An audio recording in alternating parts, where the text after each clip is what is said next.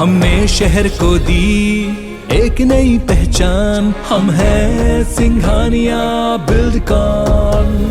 मध्य प्रदेश की राजधानी भोपाल में खुफिया एजेंसी ने आतंकी के एक बड़े मॉड्यूल को ध्वस्त कर 4 आतंकियों को गिरफ्तार किया है। ये आतंकी पुराने शहर में ऐशबाग इलाके में एक मस्जिद के पास किराए के घर में रह रहे थे। खुफिया एजेंसी मात्रा में विस्फोटक सामग्री और हथियार भी जब्त किए गए। एक और छापा शहर के बाहर करौंद इलाके में भी मारा गया, वहां से भी कुछ चीजें पकड़ी गई हैं। पकड़े गए संदिग्ध आतंकी मामले में बड़ा खुलासा हुआ है। ये जमात मुजाहिदीन बांग्लादेशी से जुड़े हुए आतंकी हैं। मध्य प्रदेश में ये स्लीपर सेल तैयार कर रहे थे। पकड़े गए 4 आतंकियों के नाम फजहर अली, मोहम्मद अकील, जहूरुद्दीन उर्फ इब्राहिम और फजहर जैनुल है। जमात मुजाहिदीन आतंकी संगठन भारत में प्रतिबंधित है और खुफिया एजेंसी गिरफ्तार आतंकियों को अज्ञात स्थान पर ले जाकर फिलहाल पूछताछ कर रही है। पड़ोसी किराएदार सईद ने बताया कि देर रात 3 बजे करीब 50 से 60 पुलिसकर्मी आए और गोली मारकर दरवाजे का ताला तोड़ा। गिरफ्तारी के बाद उस कमरे को पूरी तरह से फिलहाल सील कर दिया गया है। पड़ोसी का कहना है कि करीब 3 महीने से ये यहां पर किराए पर रह रहे थे।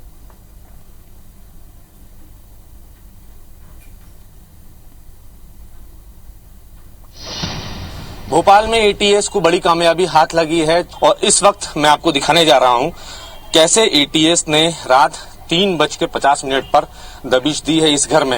ऐशबाग थाना क्षेत्र का ये वही क्षेत्र है। पुलिस इसी रास्ते से, एटीएस इसी रास्ते से छत कूदते हुए इस बिल्डिंग पर आई थी, जिस बिल्डिंग में ये किराए पर रह रहे थे। देखिए ये वो छत है। इसी तरीके से इसी छत के जरिए एटीएस की टीम यहाँ पहुंची है। मैं दिखाने की कोशिश करूंगा। ये तंग गलियों में बना हुआ ये मकान है, उसी की एक मंजिल पर आतंकी रह रहे थे और इसी रास्ते रात में लगभग 3 बजे के आसपास, पुलिस 3:15 बजे के आसपास इसी रास्ते सीढ़ियों से होते हुए नीचे पहुंची है और उनकी गिरफ्तारी की है। बहुत ही तैयारी के साथ एटीएस आई थी। बताया जा रहा है कि लगभग 40 से 50 जवान पूरी इस ऑपरेशन में लगे हुए थे और बहुत ही बारीकी के साथ उन्होंने काम किया है और लगभग 2 बजे के आसपास उनका ऑपरेशन शुरू हुआ फातिमा मस्जिद के आसपास इस क्षेत्र में। और इसी के बाद पुलिस एटीएस जो है 3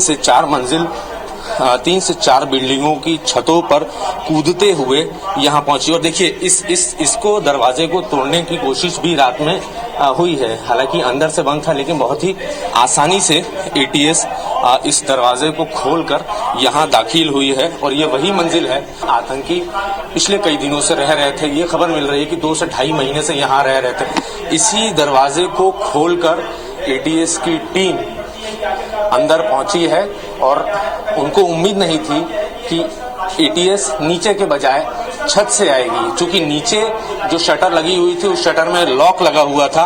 पुलिस धीरे से अंदर दाखिल हुई। ये वही घर है, आपको मैंने जैसे पहले दिखाया।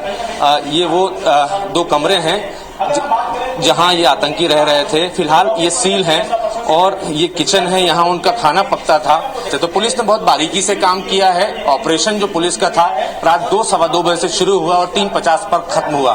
कैमरामैन रमेश के साथ नवीन सिंह, IBC 24 भोपाल। तो आज एक बड़ा खुलासा हुआ है। भोपाल में 7 संदिग्ध आतंकवादियों की गिरफ्तारी की बात कही जा रही थी, लेकिन अब ये जानकारी पुख्ता हो चुकी है। 4 आतंकी गिरफ्तार किए गए हैं। भोपाल में एक बड़ा आतंकी मॉड्यूल ध्वस्त किया गया है। ऐशबाग इलाके से ये 4 आतंकियों की गिरफ्तारी हुई है। इसके साथ ही भोपाल के कुछ दूसरे इलाकों में भी छापेमार कार्रवाई की गई। बताया जा रहा है कि फातिमा मस्जिद के पास किराए के मकान पर ये लोग रह रहे थे और कल देर रात ये बड़ी कार्रवाई की गई है भोपाल ATF की तरफ से। और ज्यादा जानकारी के लिए रुक कर लेते हैं भोपाल का, बात करेंगे हमारे सहयोगी सत्येंद्र से। सत्येंद्र, पुष्टि हो गई है कि भोपाल में 4 आतंकियों की गिरफ्तारी हुई है और जमात मुजाहिदीन के आतंकी बताए जा रहे हैं, जो कि बांग्लादेश का और भारत में प्रतिबंधित है। ये ऐसे में अब क्या कुछ आगे जानकारी मिल रही है और ताजा अपडेट क्या है और क्या कुछ खुलासा हुआ इस पूरे मामले में?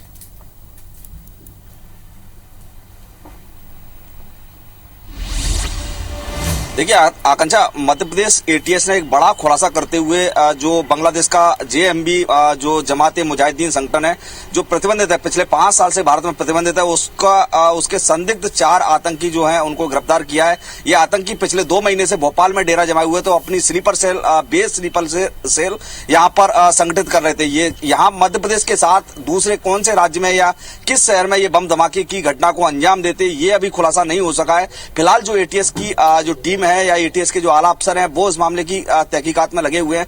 तफ्तीश अभी एटीएस की जारी है। लेकिन बता दें कि ये पिछले 2 महीने से भोपाल के ऐशबाग थाना क्षेत्र है, वहां पर किराए के मकान से ये तीनों आतंकी जो है वहां रह रहे थे किराए से। इनके पास से जो है जिहादी सामान, जो आपत्तिजनक सामान है, संदिग्ध सामान है, जिसमें बम धमाके जैसे या साहित्य या जिहादी जो उपकरण है या